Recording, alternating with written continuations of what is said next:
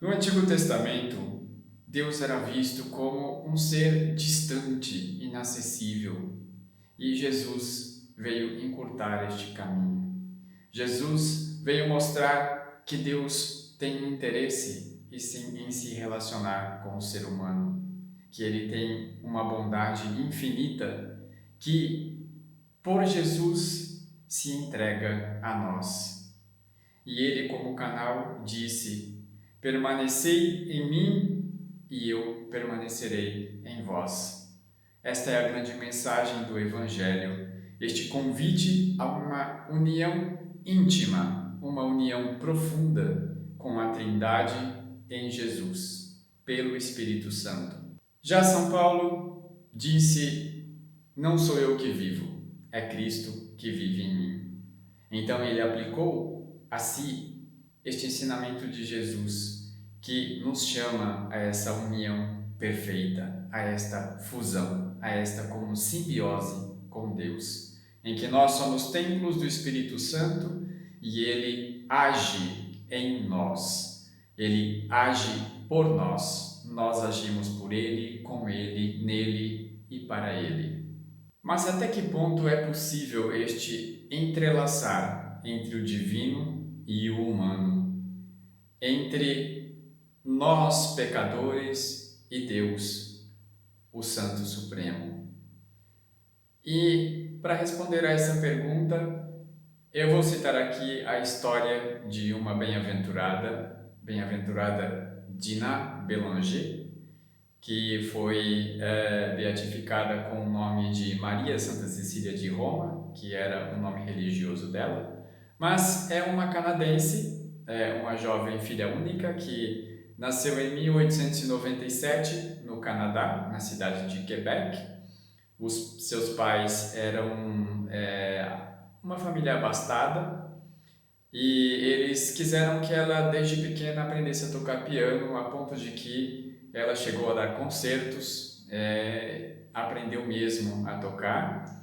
E para aperfeiçoar os seus estudos de música, ela entrou num convento das Religiosas de Jesus Maria, fundado na França, na época da Revolução Francesa, pouco depois. E ali ela sentiu um chamado para a vida religiosa. Ela então entrou para esse convento e começou a ter ali uma comunicação mística muito grande com Jesus. Já no retiro do postulado dela, ela teve uma graça que era uma graça que ela desejava muito, que era a troca de corações. Isto aconteceu com alguns santos.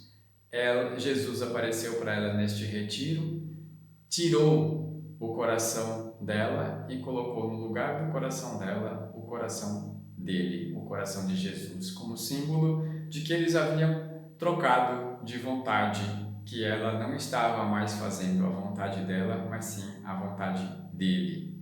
E esta troca de coração estava muito ligada à vocação dela, a um desejo intenso que ela tinha de se transformar inteiramente em Jesus por Maria, porque aos 13 anos, quando ela fez a primeira comunhão, ela conheceu o método de escravidão a Jesus por Maria, de São Luís Guilhom de Montfort, e se consagrou a Jesus por Maria.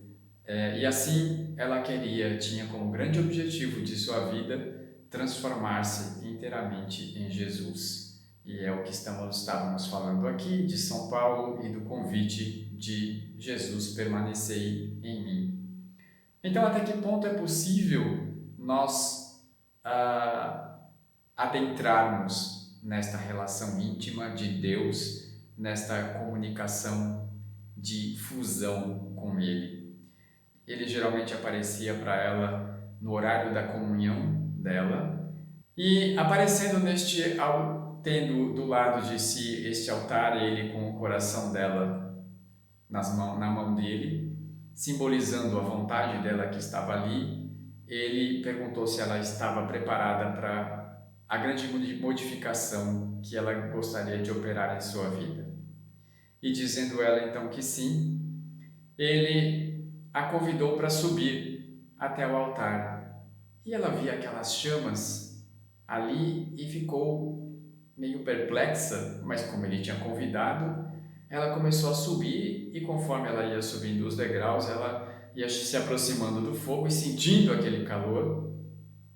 E ele então fez um gesto para ela subir no altar, que estava em chamas.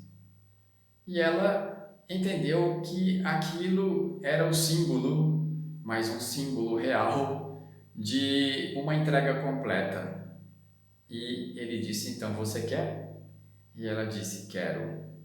E então ela subiu no altar, no meio das chamas, sem que as chamas a consumissem, mas sentindo todo o calor daquele fogo.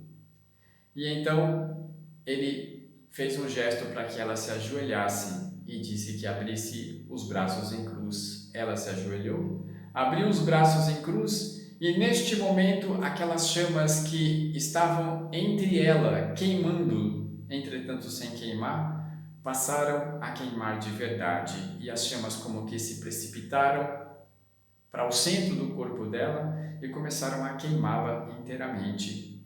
E ela foi se consumindo a ponto de, quando o fogo não tinha mais nada para queimar, ele se extinguiu. E então sobraram ali sobre o altar umas cinzas. Jesus se aproximou e soprou aquelas cinzas, como um gesto de que não havia mais nada dela. Tudo estava consumido pelo amor, simbolizado por aquele fogo real. Ela desapareceu quando ele soprou as cinzas. E ela conta isto numa autobiografia que ela recebeu ordem de escrever pelo confessor dela. E ela se pergunta, então, o que aconteceu comigo neste momento? Porque isto está lá pelo meio da biografia e depois ela continua escrevendo e ela se pergunta, o que aconteceu? Eu morri? E ela diz, sim e não. Sim, porque efetivamente o meu corpo se consumiu todo naquela fogueira, naquelas chamas. Entretanto, no momento em que isto aconteceu, em que a minha alma ficou livre do meu corpo, Ele mesmo, Jesus, criou um novo corpo para mim. Só que este corpo não era mais com carne minha, era com carne dele. Ele tinha trocado o meu coração pelo dele, e neste momento ele trocou o corpo dele todo pelo meu. Ele extinguiu o meu pelo fogo e criou um corpo com o corpo dele para substituir o meu. E a partir deste momento, eu comecei a chamá-lo de meu divino substituído. Então, veja que é possível chegar a este grau de união, assim como Jesus transubstancia a Eucaristia, a hóstia consagrada no seu corpo e sem deixar as aparências do pão, o cheiro, o gosto, o sabor, ele na realidade não é pão, é o corpo, sangue, alma e divindade de Cristo. Também ali ele criou como que é um corpo que tinha a aparência do corpo dela. Inclusive ele disse, eu amo tanto viver assim em você, que se fosse possível eu teria aqui em você o mesmo corpo que eu tinha na Galileia. Entretanto, para não assustar as pessoas, eu vou tomar a forma que o teu corpo tinha antes. E pelas fotos a gente nota que houve algumas mudanças. Ela ficou mais séria, ela ficou mais divinizada, podemos assim dizer. E a partir de então, ela viveu mais alguns anos, ela morreu bem jovem, mas viveu mais alguns anos substituída por ele. E as graças que isto proporcionou a ela são graças imensas que ela vai narrando em sua biografia, mas se isto não tivesse acontecido, dificilmente o ser humano seria capaz de conceber essa ideia desta substituição. E para nós vale este exemplo de alguém que levou tão a sério o amor de Deus, a troca daquilo que nós temos de mais precioso, que é a única coisa nossa que Deus não tem, porque Ele criou o livre, a nossa vontade. Ela dobrou esta vontade e cristificou esta vontade a ponto de ser substituída inteiramente pela vontade do Sagrado Coração de Jesus, a ponto de Ele trocar todo o corpo dela, como fez. Então fica aqui este lindo exemplo de coisas que talvez a gente não saiba que seja possível na linha desta união tão íntima com Deus, mas não sejamos medíocres. Queiramos ser inteiramente dele, queiramos dar a ele a máxima glória possível em todos os momentos, talvez chegando a um grau de união assim.